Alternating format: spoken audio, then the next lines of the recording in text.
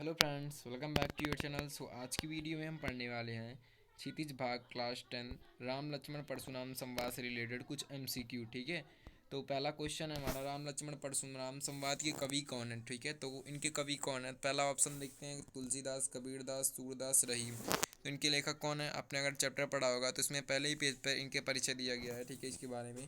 तो इसके जो संवाद के कवि जो है ना, ये तुलसीदास जी हैं। ठीक है, महान कवि का अर्थ है। ठीक है, उसका दूसरा क्वेश्चन है कि राम लक्ष्मण परशुराम संवाद कविता की भाषा है। ठीक है, तो ये कहाँ की किस बारे में है ये, या मतलब राम जी कहाँ के थे, अयोध्या के थे ना, तो इससे आप याद कर सकते हैं।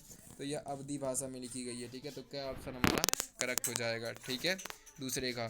फिर तीसरा क्वेश्चन हमारा है, तीसरे क्वेश्चन में बोला गया है कि राम लक्ष्मण परशुराम संवाद रामायण के मतलब जो राम लक्ष्मण परशुराम संवाद है, ये रामायण के कौन से भाग से लिया गया है। तो सुंदरकांड से, बाल कांड से, अयोध्या कांड से, अरण्य कांड से। ठीक है, तो ये बाल कांड से लिया गया है। ठीक है, तो ये अभी हम देखते हैं। ठीक है, तो ये कहाँ से लिया गया है, ये बाल कांड से लिया गया है। ठीक है, तो इसका हमारा ख हो जाएगा।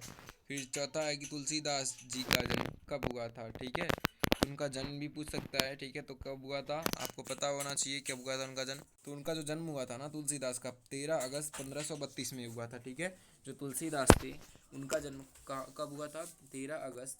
ठीक है, 13 अगस्त आप ये भी याद कर सकते हैं, 13 अगस्त को 1532 में।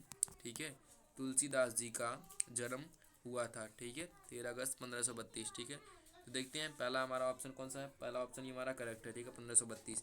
देन पांचवा क्वेश्चन है, तुलसीदास जी का जन्म कहाँ हुआ था। ठीक है, देखते हैं, काशी में, मथुरा में, अयोध्या में, राजपुर में। उनका जन्म कहाँ हुआ था, उनका जन्म हुआ था। ठीक है, उनका जो जन्म हुआ था, ठीक है, तुलसीदास जी का, वो हुआ था राजापुर के एक जगह पे हुआ था। ठीक है, तो हमारा यहाँ क्या हो जाएगा, ऑप्शन करेक्ट हो जाएगा। ठीक है, फिर छठा क्वेश्चन है, छठे क्वेश्चन में दिया गया है कि संबोधन शब्द का अर्थ क्या है। तो कृष्ण का धनुष, राम का धनुष, शिव का धनुष, इनमें से कोई नहीं। तो ये संबोधन शब्द का क्या अर्थ है, स से संबोधन, स से शिव।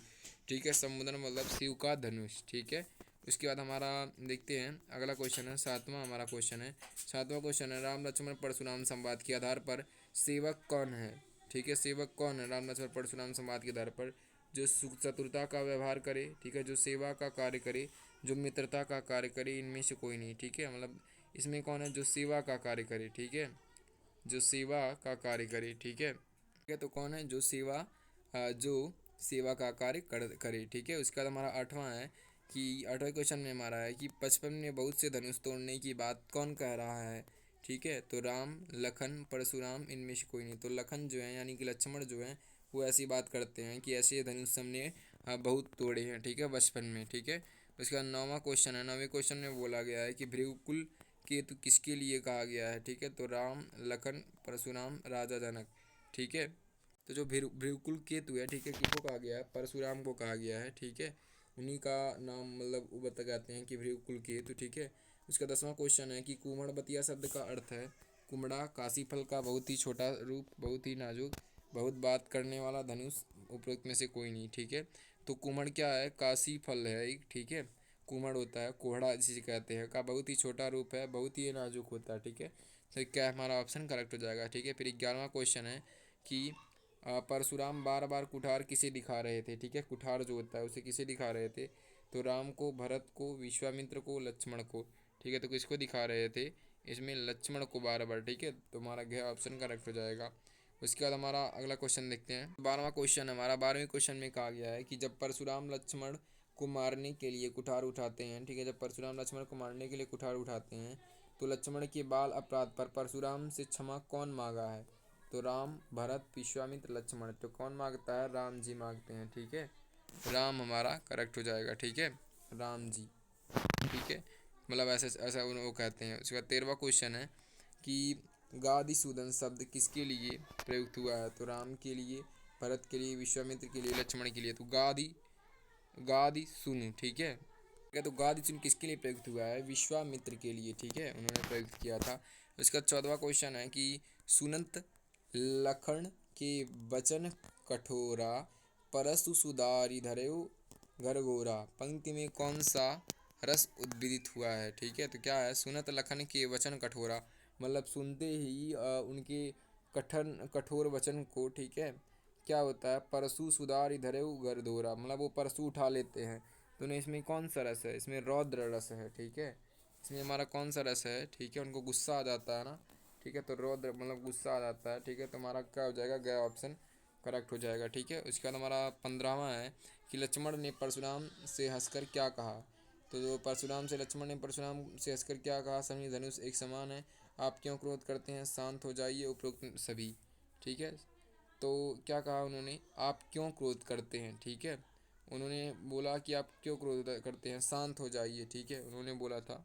तो यहाँ हमारा कौन सा ऑप्शन करेक्ट हो जाएगा, यहाँ हमारा बी ऑप्शन करेक्ट हो जाएगा, ख ख जो हमारा है, ठीक है। उसके बाद हम 16वां क्वेश्चन देखते हैं। शिव धनुष टूटने में रघुपति का कोई दोष नहीं, किसने कहा, ठीक है, किसने कहा था कि शिव धनुष तोड़ने में रघुपति यानी जो रघुपति श्री राम जी हैं इनका कोई दोष नहीं। तो जनक ने, द्रोण ने, लक्ष्मण ने और सभी सभासदों ने, तो लक्ष्मण ने कहा था ऐसा, ठीक है।